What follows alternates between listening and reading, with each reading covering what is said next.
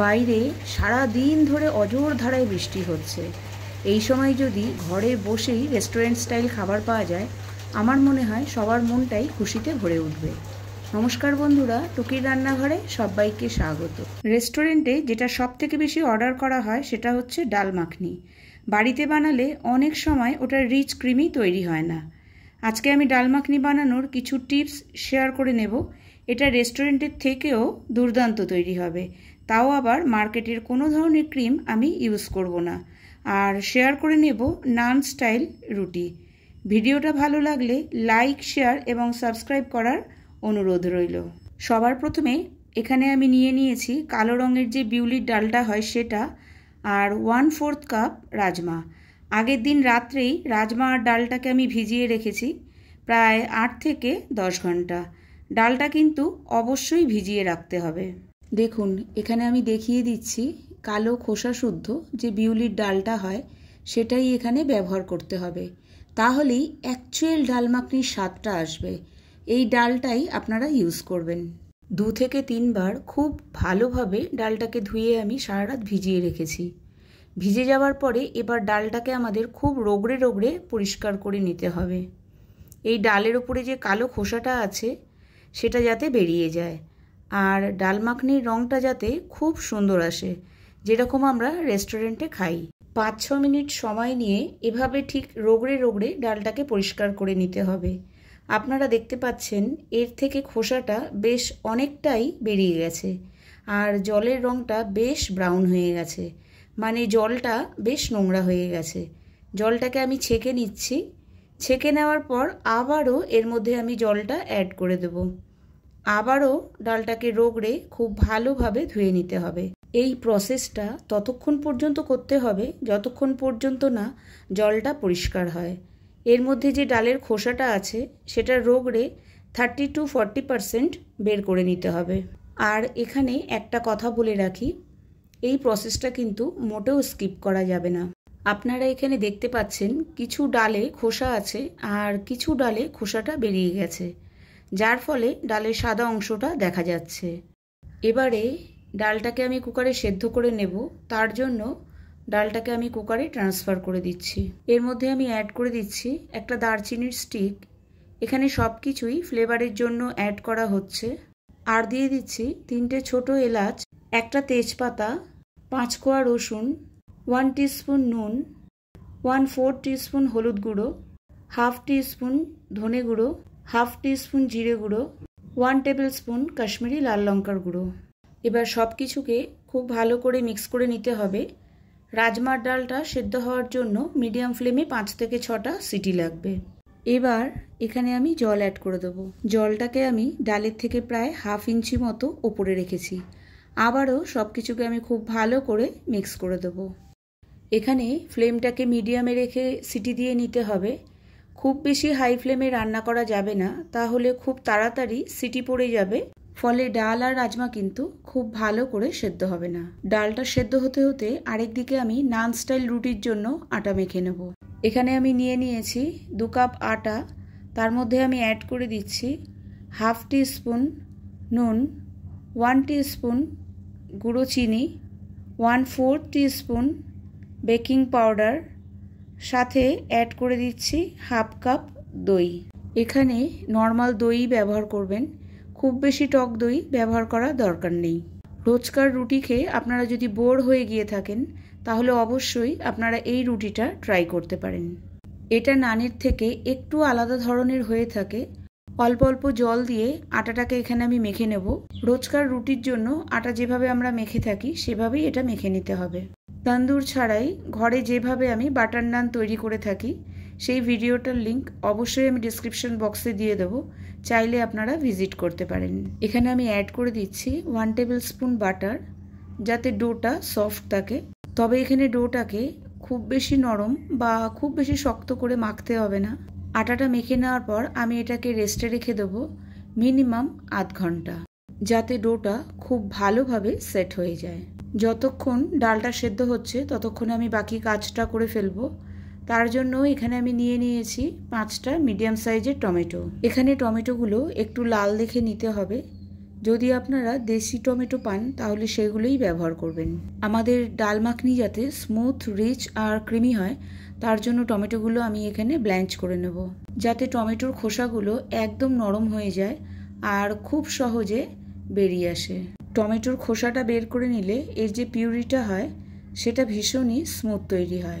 আর এর মধ্যে যেহেতু পেঁয়াজ বা অন্য কিছু যায় না, সেই জন্য টমেটোটা হচ্ছে এই ডাল মাখনির মেন ইনগ্রেডিয়েন্টস। টমেটোগুলোকে আমি একটা মিক্সার জারে ট্রান্সফার করে দিচ্ছি, তবে এগুলো যখন সম্পূর্ণ ঠান্ডা হয়ে যাবে এর একটা স্মুথ পেস্ট আমি তৈরি করে নেব। যখন আমরা এটা রেস্টুরেন্টে গিয়ে খাই তখন এর মধ্যে প্রচুর পরিমাণে ক্রিম এবং বাটার ইউজ করা হয়ে থাকে, তবে আমরা এটা বাড়িতে বানিয়ে নিলে আমরা আমাদের অ্যাকর্ডিং এর মধ্যে বাটার অথবা ক্রিম ইউজ করতে পারবো। এখানে 4 টেবিল স্পুন আমি দুধের মালাই নিয়ে নিয়েছি। এটা যেহেতু কালকের, একটু জমা জমা মনে হচ্ছে। এবার আমি অল্প অল্প দুধ মিশিয়ে ক্রিমটাকে একদম স্মুথ তৈরি করে নেব।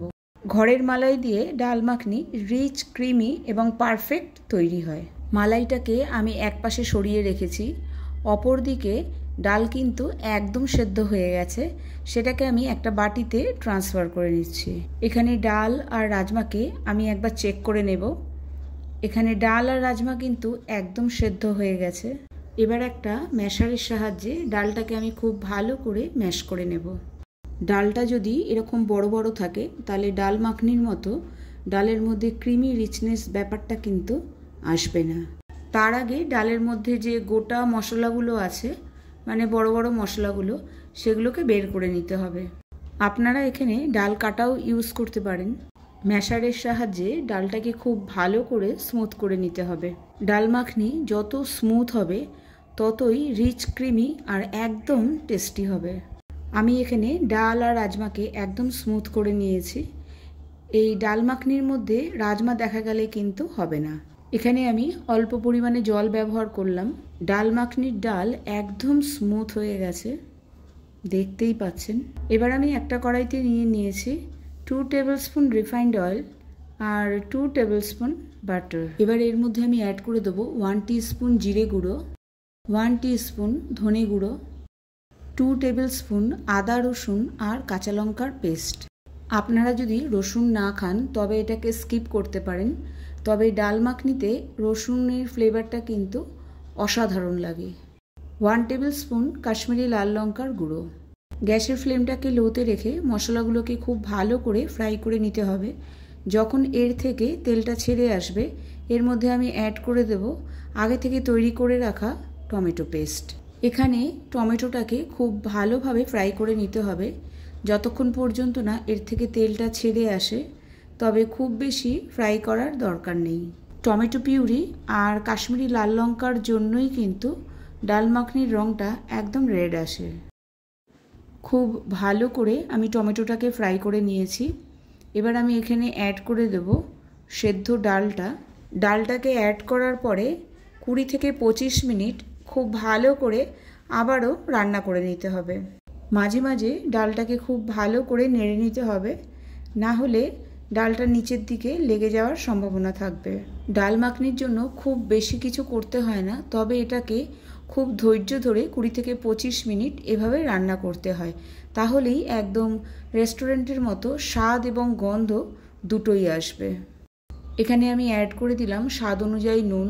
খুব ভালো করে সব কিছুকে আবারও আমি মিক্স করে নিচ্ছি। আগেও কিন্তু আমরা নুন ব্যবহার করেছি, সেই জন্য এই সময় নুনটাকে একটু টেস্ট করে নিয়ে তারপরেই নুনটা এর মধ্যে অ্যাড করবেন। এবার আমি ডালটাকে একটা সাইডে রেখে দেব আর মাঝে মাঝে এটাকে নাড়তে হবে। এরপরে আমি বানিয়ে নেব নান স্টাইল রুটি। আটাটা একদম সেট হয়ে গেছে। এখান থেকে আমি বড় বড় লেচি কেটে নেব। লেচির মধ্যে আটার গুঁড়ো লাগিয়ে নিজেদের পছন্দ অনুযায়ী যে কোনো শেপেই তৈরি করে নিতে পারেন। আমি এখানে ওভাল শেপে বানিয়ে নিচ্ছি। গ্যাসের ফ্লেমটাকে একদম লোতে রেখে তাওয়াতে প্রথমে আমি সেঁকে নেব। আমি রুটিটাকে ফুলতে দেবো না, কারণ যেহেতু আমি নান স্টাইল রুটি বানাবো। তারপর ডাইরেক্ট আমি গ্যাসের বার্নারের ওপরে ঠিক এভাবে সেঁকে নেব, তাহলেই নান স্টাইলে কিন্তু ঠিক ওরকমই স্বাদের রুটিটা তৈরি হবে, একটু মোটা মোটা। এর ওপরে আমি দিয়ে দেবো বাটার। আর আপনারা যদি চান এই রুটির ওপরেও ফ্লেভার অ্যাড করতে পারেন, মানে যখন রুটিটা বেলবেন তার উপরে কালো জিরে, ধনেপাতা অথবা গার্লিক যা কিছুই দিতে পারেন। রোজকার রুটির থেকে এই রুটির স্বাদটা কিন্তু অবশ্যই আলাদা আর দুর্দান্ত খেতে লাগে। ডাল কিন্তু আমাদের প্রায় রেডি। ওপর থেকে দিয়ে দেবো 1 টিস্পুন কাসৌরি মেথি।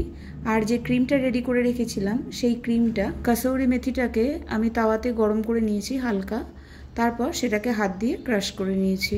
ডাল মাখনিতে কাসৌরি মেথির ফ্লেভারটা কিন্তু দুর্দান্ত লাগে। এখানে ধনেপাতার ফ্লেভারটা খুব একটা ভালো লাগে না। গ্যাসের ফ্লেমটাকে লোতে রেখে ক্রিমটাকে খুব ভালো করে ডাল মাখনির সাথে মিশিয়ে নিতে হবে, না হলে ক্রিমটা ফেটে যাওয়ার সম্ভাবনা থাকবে। ক্রিমটা ফেটে গেলে কিন্তু ডাল মাখনির টেস্ট, কালার আর টেক্সচার কোনোটাই পারফেক্ট আসবে না।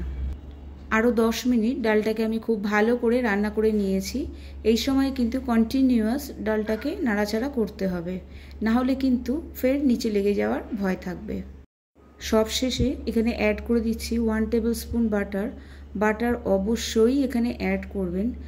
ডাল মাখনি মানে মাখন, মাখন ছাড়া ডাল মাখনি কিন্তু একদমই অসম্ভব। তবে এটা কম বেশি আপনারা আপনাদের পছন্দ মতো ইউজ করতে পারেন। বাড়িতে অবশ্যই ট্রাই করবেন, একদম আলটিমেট রেসিপি। মাঝে মাঝেই বৃষ্টি হচ্ছে, আর এই বৃষ্টির দিনে এরম জমজমাট খাবার কিন্তু আমার মনে হয় বাড়ির সকলের মন ভালো করে দেবে। কমেন্ট বক্সে অবশ্যই কমেন্ট করে জানাবেন আমার ভিডিও আপনাদের কেমন লাগে। ডাল মাখনি আর নান স্টাইল রুটি কিন্তু একদম রেডি। কিছুটা ক্রিম আমি রেখে দিয়েছিলাম, সেটাই ওপর থেকে খুব ভালো করে আমি ছড়িয়ে দিচ্ছি। আর দিয়ে দিচ্ছি ওপর থেকে কিছুটা কাসৌরি মেথি আর কিছুটা বাটার। তাহলে আপনাদের কেমন লাগলো এই উইদাউট ক্রিম ডাল মাখনি? কেউ খেয়ে বলতেই পারবে না এখানে আমি মার্কেটের ক্রিম ইউজ করিনি। তবে আপনারা চাইলে অবশ্যই ইউজ করতে পারেন। আজকে তবে এই পর্যন্তই। আবার দেখা হবে আরেকটি নতুন ভিডিওর সাথে। Take care of your family and enjoy restaurant style dal makhni.